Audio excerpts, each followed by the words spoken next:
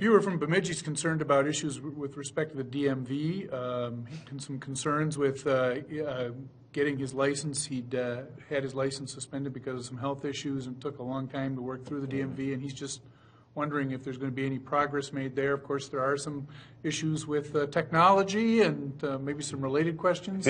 So let me start with you, Senator Corrin. You have the answer. It's been my, it's consumed a lot of my Tell our viewers where time. that's all at. So, well, And all the there's a solutions, couple too. issues. Yeah, well, Okay, the solution is along, there are no quick solutions, but there are two separate processes, right? One is a motor vehicle registration system, as affectionately known as MNLARS, which most know, and then there's the driver's license module itself.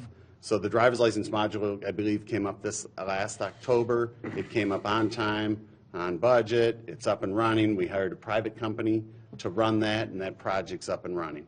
I believe there's still some operational issues on the backside. I think I had a constituent as well who had I think there was a reporting requirement to maintain, because of medical issues, to maintain their driver's license. They provided this supporting information, yet it wasn't acted upon, and thus their driver's license was suspended. And It's the exact same issue that this it may be the same person. Well, this viewer's from Bemidji. So. Oh, okay, yeah, this one's from my district. But it happened. It sounded like there was a few hundred of them that got caught in the same process where they were not updated. So we don't know what that issue is. It just came to my desk this week. So it has been resolved. I think most of them are getting theirs in the next day or two, so they'll have it. There was a missing piece of the data. But then you go to the other side of what I think is what most people have talked about, is the motor vehicle licensing registration system, MNLARS. It had a horrible start in July. This should have never gone out. It's not a technology problem, and that's what we've got to convey to people. There also is no fast solution to replace it or fix it. And so I've been helping the chair, Senator Newman, on the Senate Transportation side, to help him understand where the real challenges are. My whole life has been either working in government in delivery of processing and IT projects, and or outside of government, selling business process outsource solutions into government, the federal level, city, state, county. And so the challenge we have is MNLARS has got some flaws, that they were not able to define the business rules and the decision-making process. They kind of started out from scratch, and it's just not what government does well. And it's not because it's technology. What we don't have in government, and this I use the line for everybody, I'm sorry if you've heard it 100 times, but MNLARS itself isn't broken. It's a result of the way government is designed to function. It's designed to produce that type of result, and it does it more often than not. And so it's because we've got great people, but the system itself doesn't allow everybody within the Department of Public Safety to learn at an expert level everything that is involved in making a very large system work, defining the business rules and the decision-making process as it relates to every function of it and every user group that needs it. In this case, and much like government, they don't have to go outside and seek an automobile dealership. They don't have to, and they never did go out and say, I need to sit in their seat and understand what that interface that we provide them, how it works and what's contained in it. The deputy registrars, the public and private ones, they never went into their seats and talked about, well, what do we need to do? They've never walked a mile in their shoes. Then you have a complete disconnect. So they started out with a project that was somewhat there. They set a very low standard. I think the product or the process that drove me crazy was a minimally viable product. That's what they wanted. And as I told the commissioner at that point, I said, that means in my world, immediately unemployed. Because you can't just go out and say, well, we'll make it somewhat better sometimes. It's marginally better. We hope to get better, but right now we're in the middle of a process of a 2-month analysis on what is it going to take. There's some external resources brought in that some of the leaders in the top technology companies in Minnesota are reviewing it. So in the next couple months, we'll get a review of exactly what it's going to take to fix it, or I don't know if fix it is the right term, but what will be the path to make sure that Minnesota businesses who depend on it, our citizens, everybody depends on it.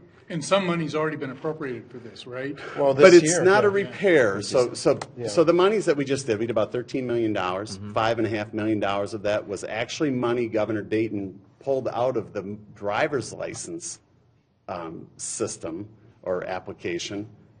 So we had to pay that back. And then the other part was some short-term staffing and some oversight to be able to provide. One, it was a keep of the lights on, to keep the staff there to maintain it. And again, this is in government. We have private independent contractors who are actually the support staff. They didn't train a single state resource to maintain what we do have in case we need to exit the contract relationship or the contractors and their individual bodies. So that's what it is. It's really to give us a 60-day, maybe 70-day look, a very thorough report. There's also a report coming from the Office of the Legislative Auditor on a technology overview, and it's going to highlight some very interesting things. We have 120,000 titles that haven't been processed. One goes back 30 years. I'm not sure where that car is today, John. Did they go back on on the tech overview? Are they looking back? 'Cause it was my understanding that this started to occur back when Pawlenty was the governor. Wasn't it that group of folks that had hired like Hewlett Packard or somebody? 3M and Hewlett Packard. Okay, so thank it started. You want to help us understand that? That's when you go to public-private. Everybody says, "Oh, we should have just hired the public. We should have just hired we should do it, within the state resources." Again, it wouldn't matter who's doing the programming. If you can't define the business rules, and it goes back to procurement, I could bore you to death. Maybe hope I'm not. We're learning something here. But it is. but it is. It's not. Yeah. It wouldn't have mattered. And in that case, I've been a vendor. Nobody gives up that contract without great work, right? You basically come to a point that I can't lead them to the water and make them drink. Right? They give us mediocre business rules. Their decision-making process is not good enough, or they disregard good technical advice in that decision-making, and then you're left with, I can't be successful. So they negotiated their way out. Would they pay them $14 or $18 million or something like that? Which you would know that more. I had heard that from the very beginning. There was some loosey-goosey kinds of things but no. John, I would say I also do procurement, and so. Our procurement process doesn't allow us to create a contract that would allow us to hold the vendor accountable for that same lack of knowledge. If you don't know how to write the business rules in a contract, you can't enforce them. And of course, we've probably exhausted this topic, but government procurement is also an issue at the federal level. The Department of Defense has been struggling with this, and that's a huge issue that's going on. And I'm working on a bill to close that gap. And what misses is there isn't effective communication. Again, you get multiple business units. You have a department that has a need. You have a vendor community that wants to serve, and then you have a department administration that sits in there. Their goal is to just get a contract. And so, and what it stifles is effective communication prior to the board. Representative Backer, I don't want to cut you out of this discussion. Anything on Minlars you'd like to share with us? Mark knows a whole lot more than the other two at this table here, so, and maybe not you there, Barry, but no. You could, that's just fine. I'm happy to be in the same boat with you. I'm sorry to bore you, but it is my whole life. So, long story short, take the nap what now, really, right, what really concerned us on the House side, on the GOP side, is putting good money into bad without a plan. And Mark went great detail on why there needs to be a better plan. Our focus is what's the plan? How are we going to provide a service?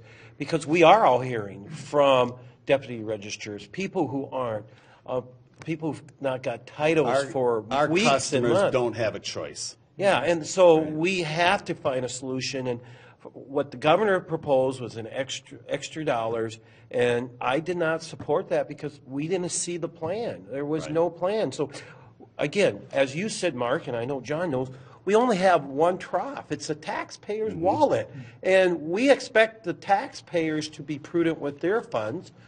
The government needs to do the same thing, and that's really where I stand on that. This one goes beyond the dollars. This is the pain we've inflicted on an industry. People don't have any idea. The auto auction industry the dealers hundreds of millions of dollars in disruption in a commodity, which is our automobiles. They sell about 8,000 cars a day in Minnesota. And we've disrupted, and then think about your time. Well, we just added 15 minutes to a simple transaction. That's important to us, and that's a disruption that we can't tolerate. Which So- is Senator Hoffman, which last is word what on you this. hear like in Brooklyn Park. They have a deputy registrar there, and the system, the computer system, it's an old antiquated system. So I'm glad you're looking at the tech side, and I do like the fact of what I heard you say about we have good people, and you're right. They have been responsive when I've gotten contact from constituents with the same types of issues. You know, guys like Craig Flynn over there at the Department of Public Safety are on it. They want.